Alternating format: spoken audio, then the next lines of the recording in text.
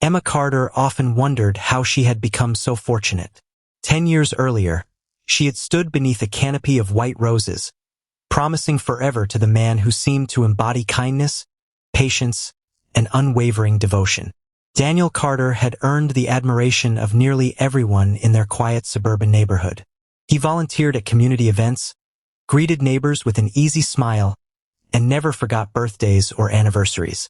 To outsiders, they represented the kind of marriage people quietly wished they had: stable, loving, and untouched by the struggles that seemed to haunt everyone else. Their home reflected the same comforting image. Framed vacation photographs lined the hallway walls, fresh flowers decorated the dining table every weekend, and laughter had always found a place within those rooms. Emma cherished every memory they had built together. As their 10th wedding anniversary approached, she excitedly planned a weekend getaway to the mountain lodge where Daniel had proposed. She imagined revisiting old memories, believing another beautiful chapter of their marriage was about to begin. Yet something had changed. The transformation had not happened overnight.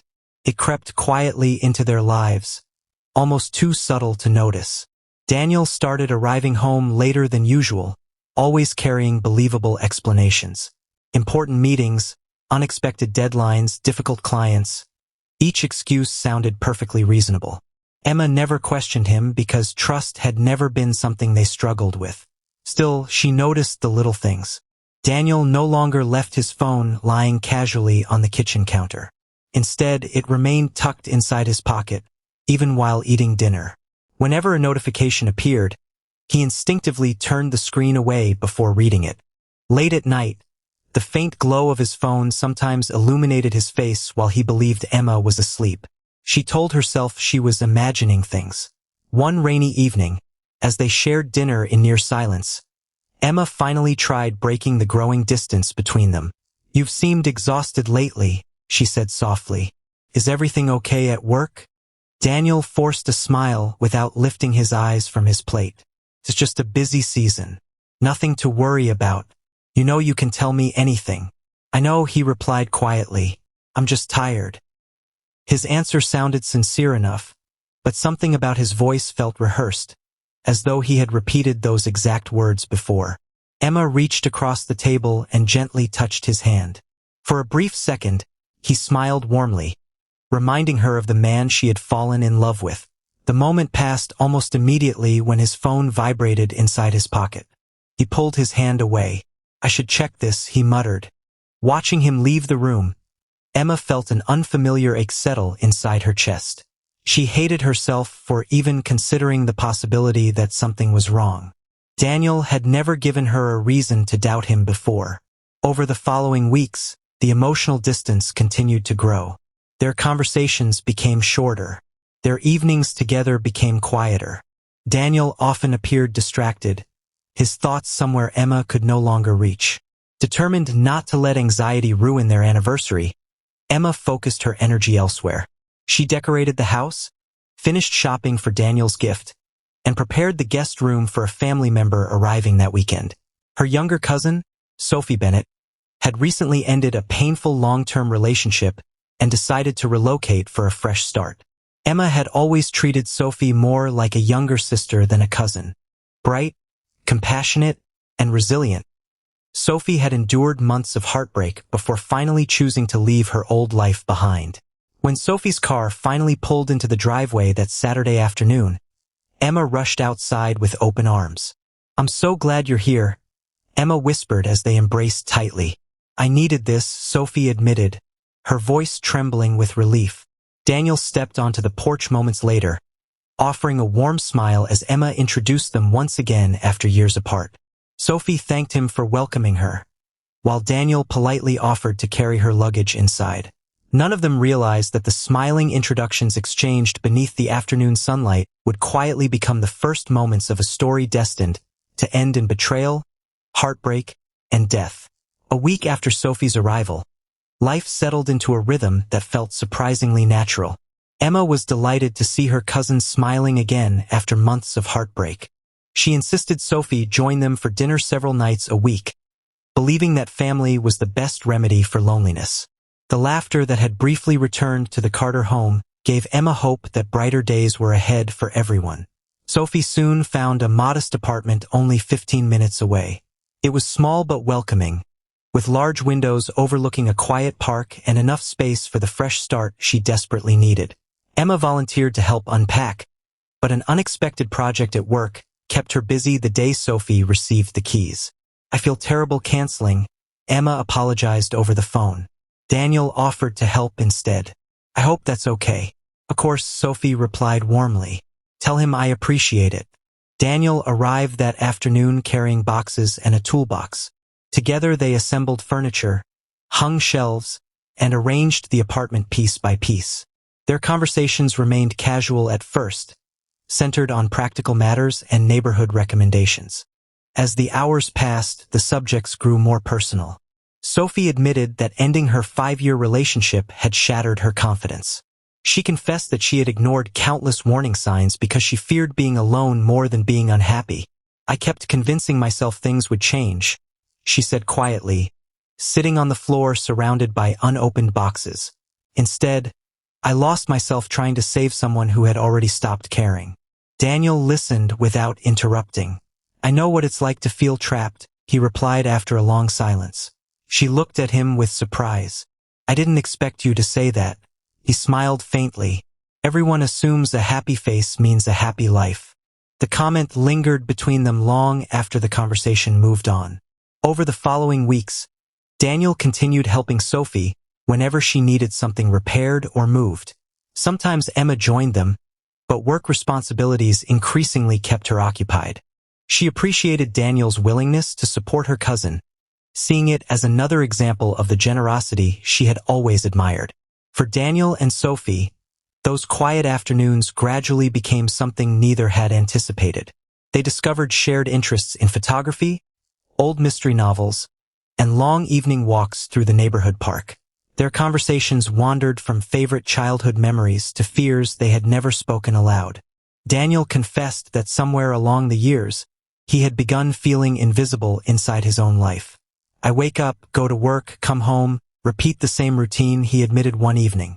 "Sometimes I wonder where the man I used to be disappeared." Sophie understood the feeling better than she wanted to admit. "I spent years pretending everything was fine," she replied softly. "Eventually you forget who you're pretending for." Their emotional connection deepened through understanding rather than attraction. Each found comfort in being heard without judgment. Yet comfort can become dangerous when it begins replacing boundaries. Late-night text messages started innocently. "Did you finish that book? Hope your meeting went well. Thanks again for today." Soon the conversations stretched past midnight, touching subjects neither shared with anyone else. Daniel found himself checking his phone, hoping another message would appear. Sophie caught herself smiling whenever his name appeared on the screen. Both recognized the growing attachment. Neither acknowledged it. One rainy evening, after helping Sophie install curtains, they stood together on her apartment balcony, watching the storm drift across the city. "This place finally feels like home," Sophie whispered. Daniel looked at her. "I'm glad you're not facing everything alone anymore." Their eyes met for several seconds before Sophie quietly stepped back inside. Nothing happened, yet both understood something had changed. From that moment forward, deleting messages became routine. Conversations disappeared minutes after ending. They convinced themselves it was simply to avoid misunderstandings, though neither could explain exactly what there was to hide. Meanwhile, Emma remained blissfully unaware. She noticed Daniel smiling at his phone more often but assumed he was reading jokes from coworkers. She thanked him repeatedly for taking such good care of Sophie, believing their growing friendship was helping her cousin recover from months of emotional pain. Watching the two people she loved most rebuilding their happiness filled Emma with genuine relief. She never imagined that the trust she offered so freely was becoming the very shield behind which dangerous emotions were quietly taking root. As weeks turned into months, stolen conversations, lingering glances, and carefully hidden messages slowly transformed an innocent friendship into something far more complicated, setting the stage for choices that would soon become impossible to undo. Days passed after the quiet moment on Sophie's apartment balcony, Yet neither Daniel nor Sophie could forget the unspoken emotions that had lingered between them. They avoided discussing what they were beginning to feel, convincing themselves that silence was safer than honesty. But emotional boundaries, once crossed, rarely rebuild themselves. Instead, they slowly dissolved beneath shared loneliness, private conversations, and the dangerous comfort of being understood by someone who seemed to fill an emptiness neither had acknowledged before. Daniel found himself inventing new reasons to visit Sophie's apartment. Sometimes he claimed he was checking whether her heater was working properly. Other days he offered to fix loose cabinet doors or replace light fixtures that hardly needed attention.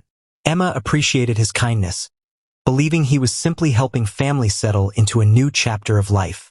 Sophie wanted to refuse his visits. She truly did. Every time Daniel knocked on her door, she reminded herself that Emma had welcomed her with unconditional love and trust.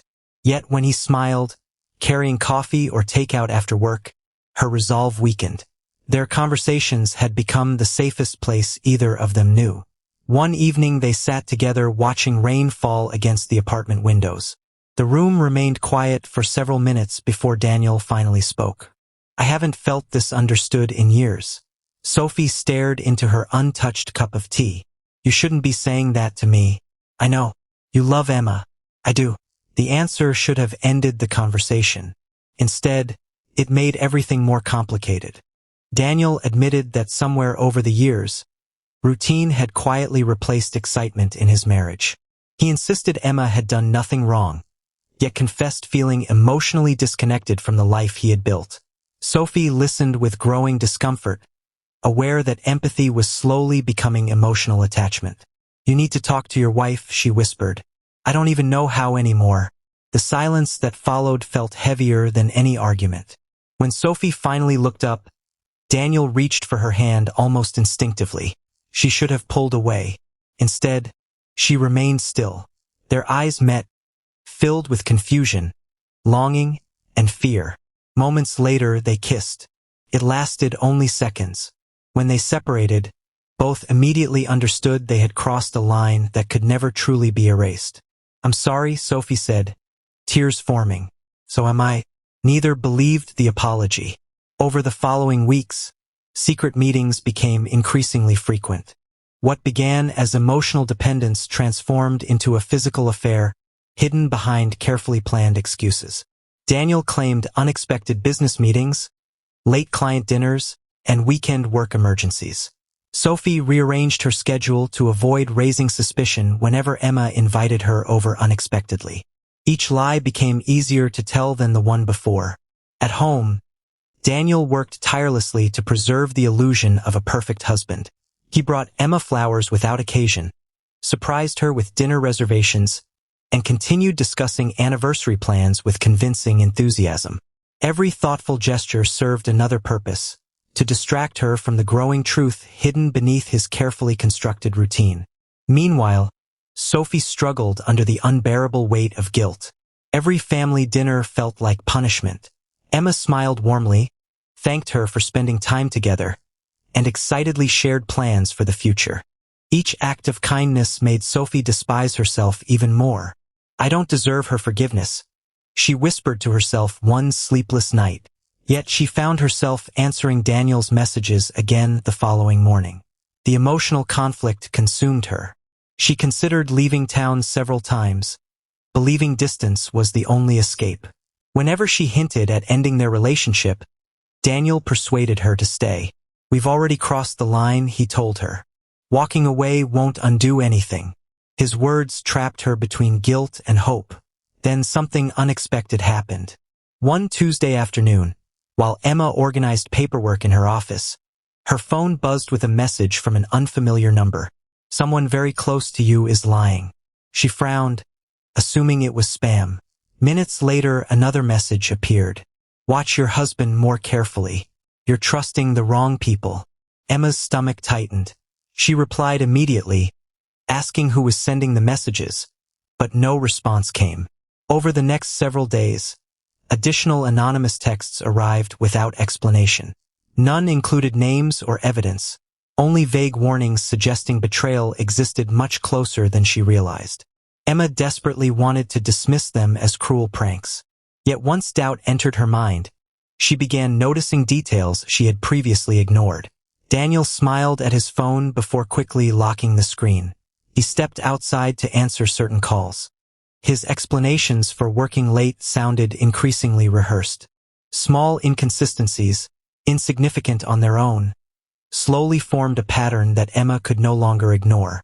Without confronting Daniel, she quietly began watching, searching for answers she prayed she would never find, unaware that every observation was leading her toward a devastating truth that would soon shatter everything she believed about the people she loved most. The anonymous messages lingered in Emma's mind long after she tried convincing herself to ignore them. Every vibration of her phone made her heart race, even though no further warnings had arrived for several days. She desperately wanted to believe that someone had played a cruel joke, but the uneasy feeling refused to disappear. Instead of confronting Daniel directly, she chose silence. If there was truly nothing to hide, she feared accusing him would only damage the trust they had spent 10 years building. A few evenings later, Daniel rushed out for what he described as an urgent client meeting. While searching the home office for a folder containing insurance paperwork, Emma accidentally knocked a stack of files onto the floor. Receipts, invoices, and handwritten notes scattered across the room. As she gathered everything, one folded envelope slipped from between two binders.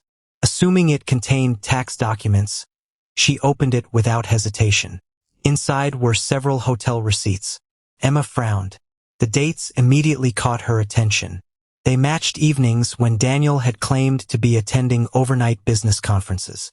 Yet the hotels listed were less than 20 miles from their home. There was no reason for him to stay overnight so close to town. Trying to remain calm, she continued looking through the envelope. She found restaurant bills for expensive dinners she had never attended. Then came several bank statements highlighting electronic transfers to an unfamiliar account. The payments appeared monthly, each labeled only with a string of numbers instead of a recipient's name. Her pulse quickened. Daniel had always handled most of their financial records because he enjoyed budgeting. Emma had trusted him completely, never imagining she would one day question where their money had gone. She carefully photographed each receipt before returning everything exactly as she had found it. That night, she watched Daniel across the dinner table. He smiled, asked about her day, and complimented the meal she had prepared. His behavior appeared perfectly ordinary. Yet Emma could no longer see him without wondering which version of her husband was real. After dinner, Daniel casually mentioned another late meeting scheduled for Friday. "I'll probably be home after midnight," he said while checking his calendar. Emma forced a smile. "I'll leave the porch light on." "I appreciate that." Their conversation sounded normal, but inside, Emma's confidence continued to crumble. Instead of confronting him, she quietly began keeping notes. She recorded every unusual absence, every unexplained expense, and every inconsistency between Daniel's words and his actions. She even revisited the anonymous messages, reading them repeatedly as though hidden answers might suddenly appear. Meanwhile, Sophie found herself drowning beneath unbearable guilt. Every lie she told Emma deepened the shame she carried. Looking into her cousin's trusting eyes had become almost impossible. She finally decided the affair had to end before more lives were destroyed. When Daniel arrived at her apartment one evening, Sophie met him at the door without inviting him inside. "We can't keep doing this," she said firmly. Daniel's expression hardened. "What are you talking about? I'm ending it." He stared at her in disbelief. "You don't mean that." "I do. This isn't that simple. It has to be." Sophie explained that every secret meeting felt like another betrayal of the woman who had welcomed her into her home without hesitation. She admitted she barely slept anymore and could no longer live with the constant fear of being discovered. Daniel stepped closer. "If you leave now, everything we've been through means nothing. It already means too much." His voice softened, becoming almost pleading. "You can't abandon me when you're the only person who understands me." Sophie looked away. "You have a wife. I have a life that stopped feeling real a long time ago." His words struck the vulnerable parts of her heart. Daniel reminded her of promises they had made, memories they had shared, and dreams they had quietly imagined together. Every sentence carried another layer of emotional pressure. "If you walk away," he whispered, "you'll destroy both of us." Sophie felt trapped between love, guilt, and responsibility. She wanted to believe leaving would solve everything, yet Daniel convinced her that exposing the truth would ruin Emma, devastate both families, and leave them all broken beyond repair. Instead of finding the strength to end the affair, she reluctantly agreed to keep their secret a little longer. Neither realized that their growing desperation was making mistakes easier to notice. Across town, Emma closed her notebook after adding another suspicious entry. She no longer believed coincidence explained Daniel's behavior. Determined to uncover the truth before confronting him, she quietly resolved to follow him the next time he claimed work was keeping him away, unaware that her search for answers would soon lead her to a place where every hidden lie would finally collide. Emma barely slept after deciding she could no longer rely on hope alone.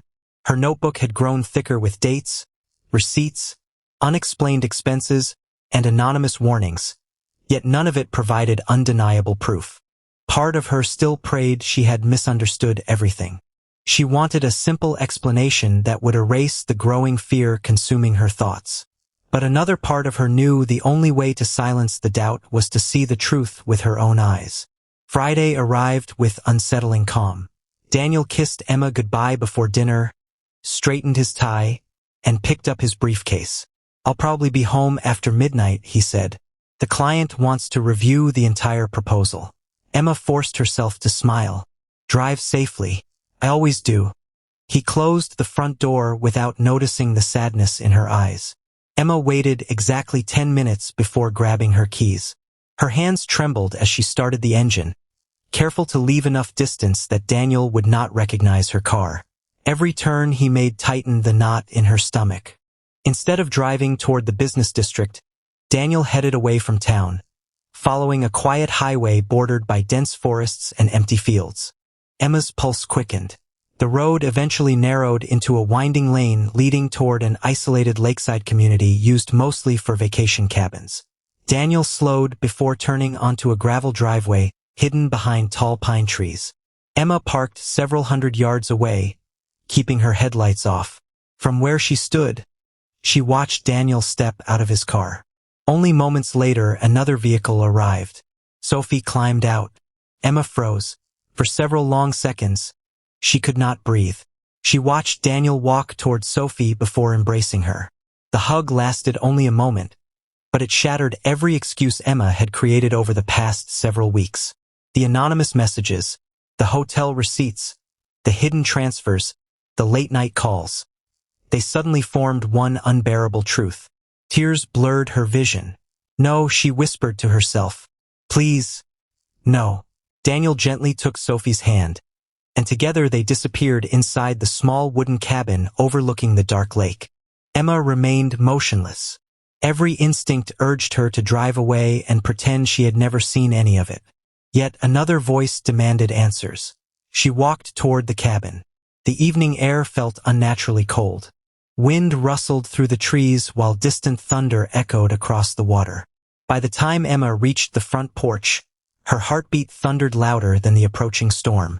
Without knocking, she pushed the door open. Daniel and Sophie turned instantly.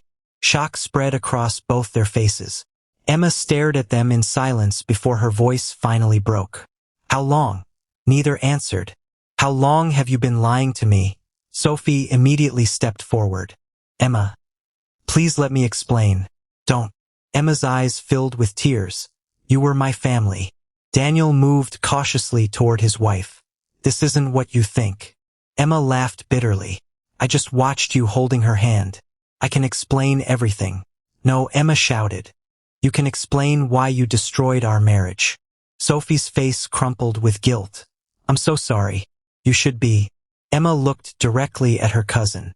"I welcomed you into my home because I thought you needed family. I never wanted this to happen." "Then why did it?" Silence answered the question. Daniel finally spoke. "It started after she moved here. Neither of us planned it." Emma stared at him with disbelief. "You expect that to make this better?" "No." "Then stop pretending there are words that can. Years of trust collapsed within minutes. Every anniversary, every promise, every shared dream suddenly felt poisoned by deception.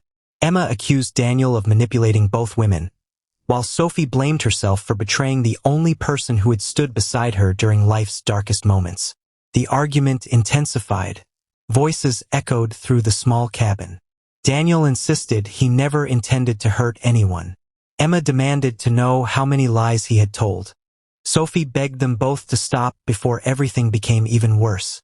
Instead, emotions spiraled beyond anyone's control. Emma reached for her purse, determined to leave before saying something she would regret. Daniel grabbed her arm. "Please listen." She pulled away violently. "Don't touch me." Sophie stepped between them. Daniel let her go. The movement happened almost instantly. Someone stumbled backward. A chair crashed onto the wooden floor. Another person reached out instinctively. The old coffee table overturned, sending shattered glass across the room. Panic replaced anger. Shouts became screams. Outside, lightning illuminated the cabin windows as the storm finally arrived. Then came a single, horrifying sound. Silence followed. Only the rain continued falling. Several endless moments passed before the front door slowly opened. One figure emerged from the cabin, breathing heavily, clothing soaked by both rain and panic. The person's face remained hidden beneath darkness as they paused briefly on the porch, glancing back toward the doorway before disappearing into the night.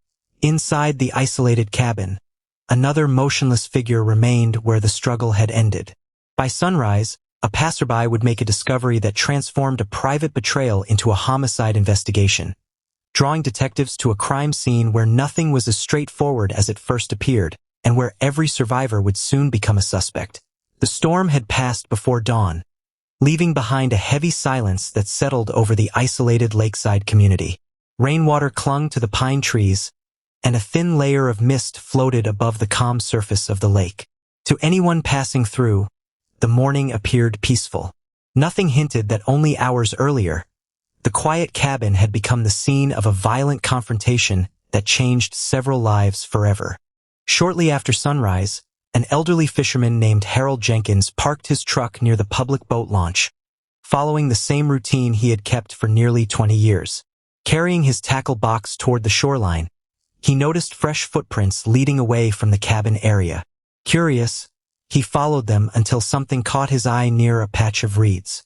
A motionless body lay partially hidden beside the water. Harold froze. His fishing equipment slipped from his hands as he stumbled backward, fumbling for his phone. I need the police," he said breathlessly after the emergency operator answered. "There's someone here. I think they're dead."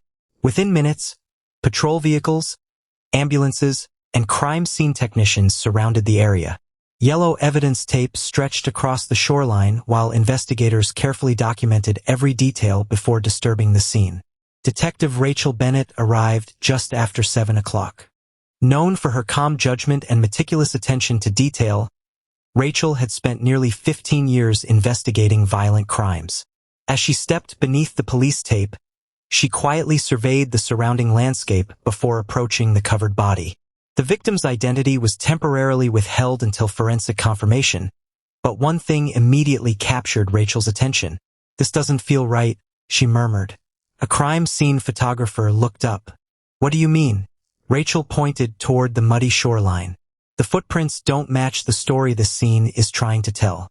She slowly examined broken branches, scattered fragments of glass, and faint drag marks leading from the cabin toward the water. The positioning of the body appeared unnaturally deliberate, almost as though someone had carefully arranged everything after the struggle had ended.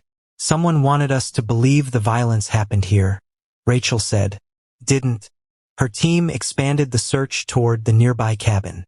Inside, they discovered overturned furniture, shattered glass, bloodstains, and clear signs of a violent confrontation. Yet several important pieces of evidence were missing. No obvious weapon remained at the scene. Personal belongings had disappeared. Even sections of the floor appeared freshly cleaned despite the obvious chaos surrounding them. It was staged, Rachel concluded. Someone had plenty of time. Forensic specialists carefully collected fingerprints, blood samples, fibers, and shoe impressions while officers canvassed neighboring properties. The first interviews produced more questions than answers. One elderly resident reported hearing loud arguments shortly before midnight but insisted only 2 voices were shouting. Another neighbor claimed seeing 3 people entering the cabin earlier that evening. A young couple driving past the area remembered a dark-colored sedan leaving at high speed during the storm but could not identify the driver. Every statement contradicted another. Rachel welcomed the uncertainty. Contradictions often revealed where truth was hiding. Vehicle registration records quickly connected the cabin to Daniel Carter through a business associate who occasionally rented the property. Officers immediately visited the Carter residence. Daniel appeared exhausted. He claimed he had worked late before returning home after midnight and denied visiting the lake at all. Emma, visibly shaken, confirmed he had arrived unusually late but admitted they barely spoke before going to bed. Neither mentioned the confrontation. Not yet. Both were brought in for formal questioning. Although neither had been arrested, Rachel considered them persons of interest until evidence proved otherwise. Meanwhile, detectives attempted to locate Sophie Bennett. Her apartment stood empty. Her phone went directly to voicemail. Neighbors reported seeing her leave the previous evening but had not seen her return. Her disappearance transformed the investigation overnight. Either she's frightened, Rachel said during the case briefing, or she knows something she isn't ready to tell us. Digital forensic investigators uncovered another troubling discovery. Security cameras positioned along the main highway leading toward the lakeside community contained unexplained gaps during the exact time frame investigators needed most. Several recordings had been remotely erased before police secured the footage. Additional cameras near nearby businesses had either malfunctioned or captured only partial images obscured by heavy rain. Someone had anticipated investigators' reliance on surveillance. The deliberate deletions suggested planning rather than panic. Rachel stood silently before the evidence board as photographs, maps, timelines, and interview summaries slowly covered the wall. One victim, one missing woman, one husband with inconsistent statements, one wife hiding emotions she had not yet shared. Every piece seemed connected, yet none fit together completely. Looking across the growing collection of evidence, Rachel realized the person responsible had worked carefully to rewrite the events of that deadly night. The truth remained buried beneath lies, manipulated evidence, and frightened witnesses, but experience told her that carefully constructed stories eventually developed cracks, and somewhere within those cracks waited the first undeniable clue that would expose what had truly happened inside the cabin before the storm swallowed the night. Detective Rachel Bennett spent the next several days assembling the investigation one fragment at a time. The evidence board in the incident room had grown into a complicated web of photographs, timelines, financial records, phone logs, and witness statements. Every answer uncovered another contradiction, making it increasingly clear that the truth behind the lakeside death was far more complicated than a simple crime of passion. Rachel refused to settle for appearances. If someone staged the scene, she reminded her team during the morning briefing, they also staged the story they expect us to believe. Our job is to separate the two. Digital forensic specialists continued examining the electronic devices recovered from Daniel Carter's home and Sophie's apartment. Although many files had been deleted, advanced recovery software slowly restored fragments of conversations that someone had believed were gone forever. The first breakthrough came from Daniel's mobile phone. Investigators recovered dozens of deleted voice recordings exchanged between Daniel and Sophie over several months. Most had been erased only hours after they were created, suggesting deliberate attempts to remove evidence rather than ordinary housekeeping. Rachel listened carefully through headphones. Daniel's voice sounded calm, confident, almost comforting. "You don't have to feel guilty," he said in one recording. "Emma would never understand what we have." Another recording revealed Sophie's uncertainty. "I can't keep lying to her. Every time she hugs me, I feel sick." Daniel answered immediately, "You're overthinking everything. Once the timing is right, we'll figure this out together." Rachel replayed the conversation several times. The words themselves were not criminal, but the emotional pattern was unmistakable. Daniel repeatedly minimized Sophie's concerns while encouraging secrecy. Whenever Sophie spoke about ending the affair, he redirected the conversation toward shared dreams, future plans, or fears of losing each other. He keeps steering her back, Rachel observed. Every doubt becomes another reason to stay. The investigation uncovered additional evidence inside Sophie's apartment. Hidden beneath a loose floorboard in her bedroom, crime scene technicians discovered a small leather journal. Several pages contained deeply personal reflections written over the previous months. Rachel carefully turned each page.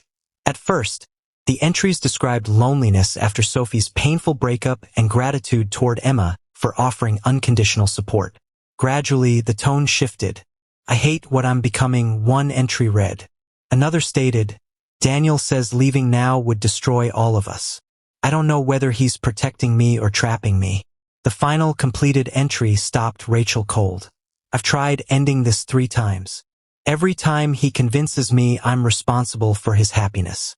I barely recognize myself anymore." Rachel quietly closed the journal. "This wasn't just an affair," she said. "It became emotional control." Meanwhile, forensic analysts succeeded in decrypting several password-protected messaging applications installed on Daniel's phone.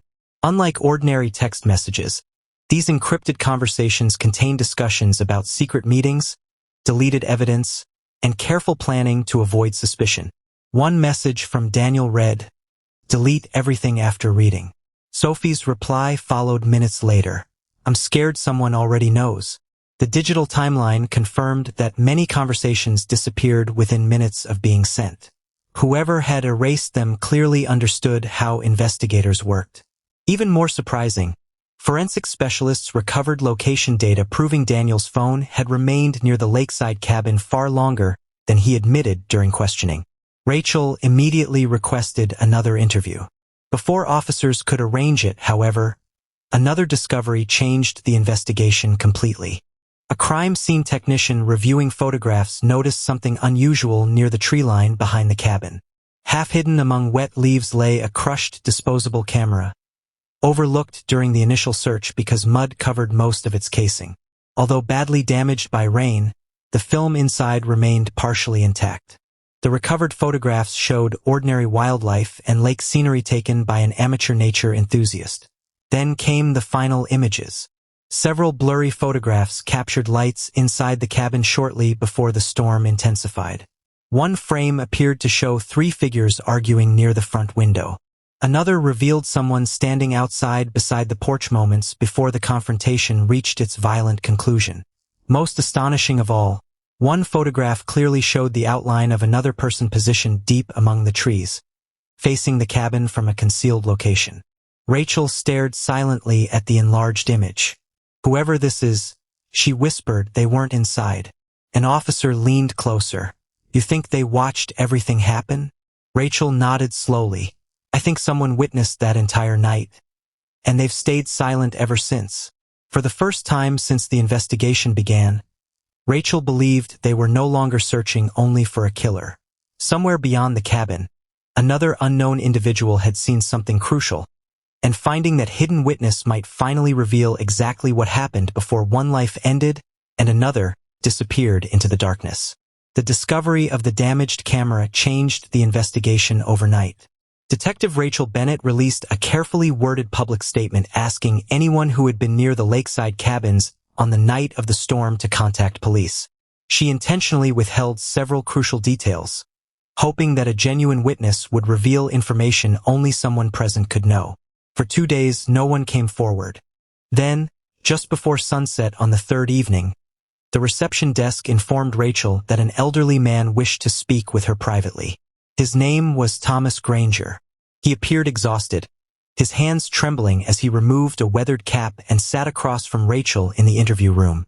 "I should have come sooner," he admitted quietly. "I was scared." Rachel remained patient. "Tell me what happened." Thomas explained that he owned a small hunting cabin nearly half a mile beyond the lakeside property. On the night of the storm, he had been photographing lightning across the lake when raised voices caught his attention. Curious, he walked closer through the trees, but stopped before reaching the cabin. "I never meant to spy," he said. I just wanted to make sure nobody needed help. Instead, he witnessed the confrontation. I saw 3 people inside. Rachel leaned forward. What were they doing? They were arguing.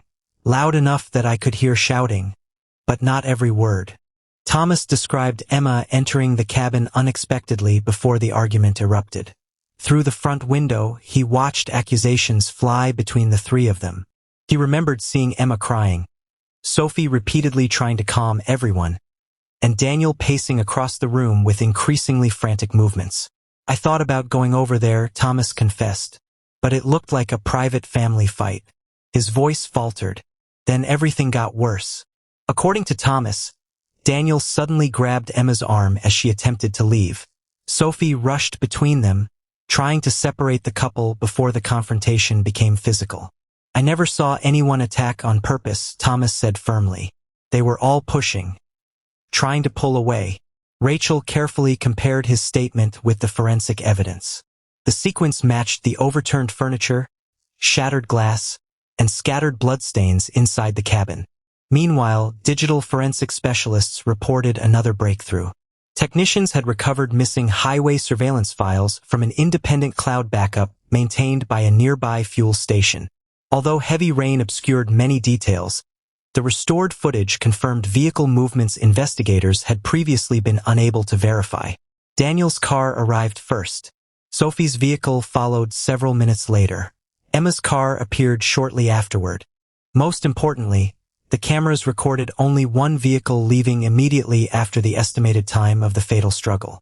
Nearly 20 minutes later, another individual emerged on foot before disappearing into nearby woodland instead of driving away. Rachel immediately compared the timeline with Thomas's testimony. Everything aligned. Investigators reconstructed the final moments inside the cabin with remarkable precision. Emma confronted Daniel and Sophie after witnessing their betrayal. Daniel attempted to explain but quickly became defensive. Sophie repeatedly begged both of them to stop arguing before emotions spiraled further. Emma tried leaving. Daniel reached for her. Sophie intervened. During the struggle, all 3 lost their balance as furniture collapsed beneath them. Someone struck the edge of the heavy wooden coffee table before crashing onto broken glass. The fatal injury occurred within seconds. Silence followed almost immediately. Rachel stood before the evidence board studying the completed timeline. This wasn't the execution we imagined, she said quietly. One detective nodded. It looks like panic. No, Rachel corrected gently.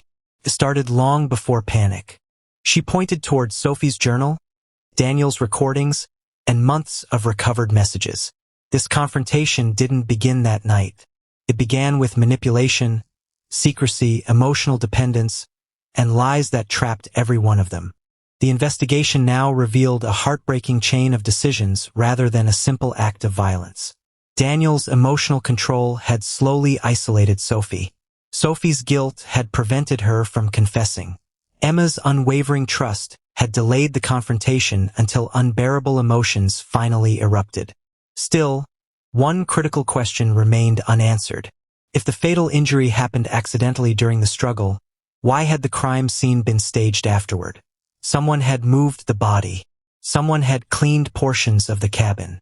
Someone had erased surveillance recordings and deleted electronic evidence. Those deliberate actions occurred after the death itself.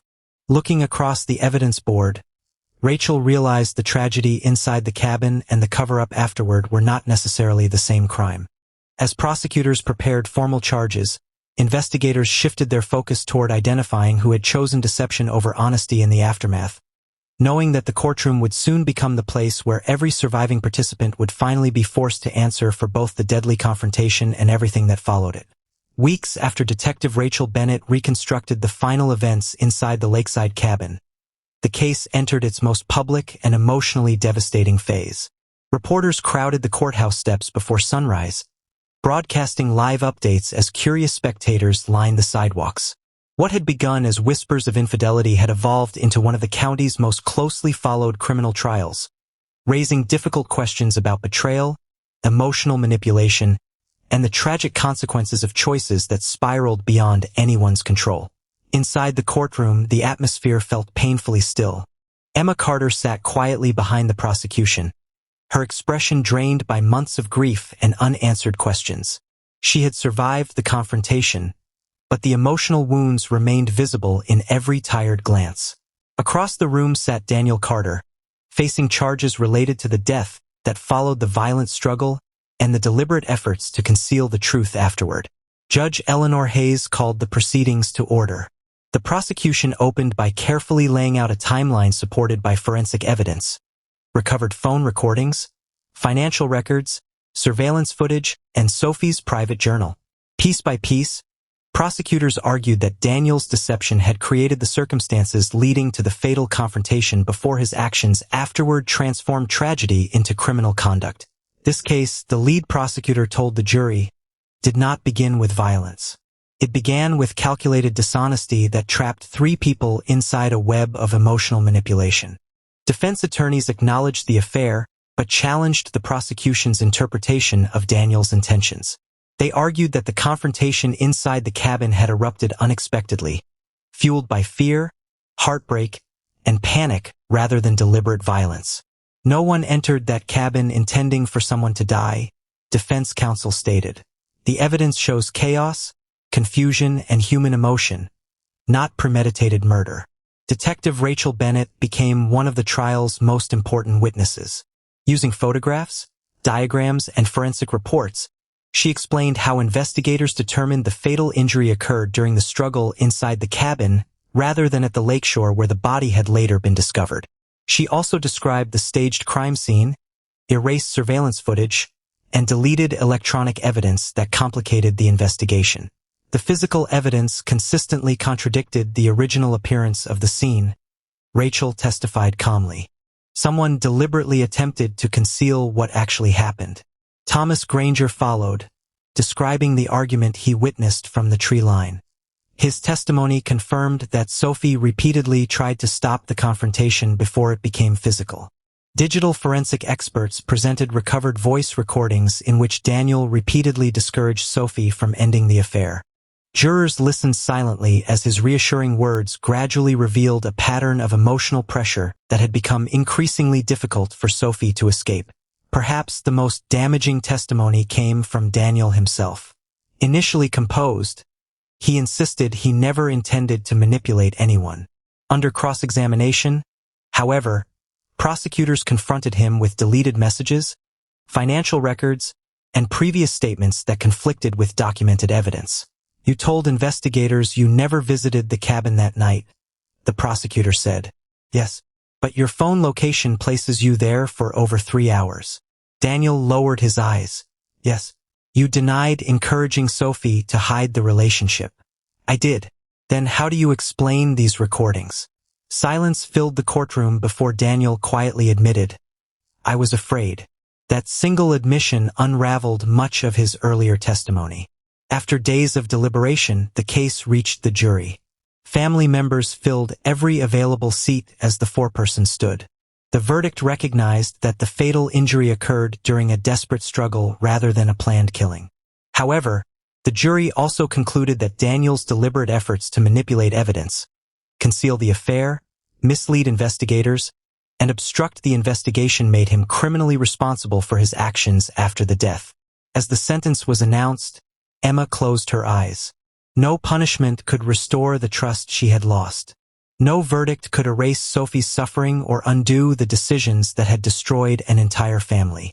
Detective Rachel Bennett quietly watched as deputies escorted Daniel from the courtroom.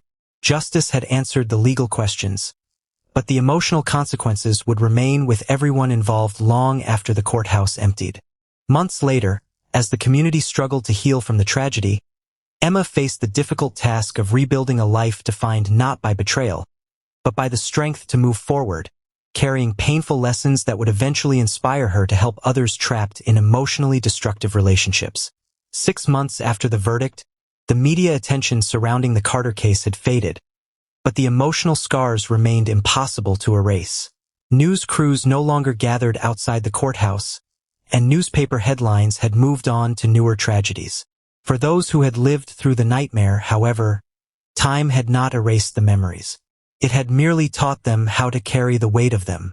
Emma Carter still lived in the same house where she and Daniel had once planned their future together. The familiar rooms no longer felt comforting. Every hallway held echoes of happier days, while every photograph reminded her of promises that had quietly unraveled beneath years of hidden deception. She had considered selling the house countless times. Each time, she stopped herself. Leaving would not erase the past. Instead, Emma began changing the home one room at a time. She removed photographs that caused more pain than comfort, repainted walls that seemed permanently shadowed by grief, and donated belongings connected to a life that no longer existed. The process was slow, but every small decision reminded her that healing was not about forgetting. It was about creating space for hope alongside painful memories. Counseling became another important step.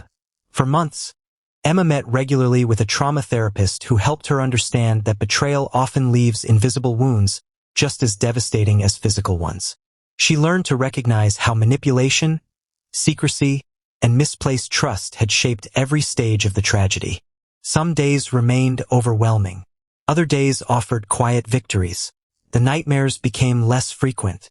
The guilt slowly loosened its grip.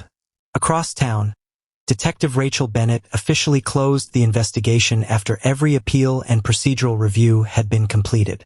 The evidence boxes were archived, the courtroom transcripts filed, and the lakeside cabin eventually demolished by its owner. Yet Rachel often found herself reflecting on the case. She had investigated murders driven by greed, revenge, jealousy, and rage. This tragedy felt different. No single decision had destroyed the Carter family. Countless small choices had. One hidden conversation became another. One lie demanded a second. One secret required dozens more. By the time violence entered the story, the emotional damage had already been unfolding for months. During a training seminar for young detectives, Rachel shared the case without revealing personal identities. The crime scene rarely marks the beginning, she told the audience. Most tragedies start quietly, long before anyone calls the police. If you want to understand a homicide, don't begin with the body. Begin with the relationships. Her words remained with many investigators long after the lecture ended. Emma eventually realized she wanted her suffering to serve a purpose beyond survival.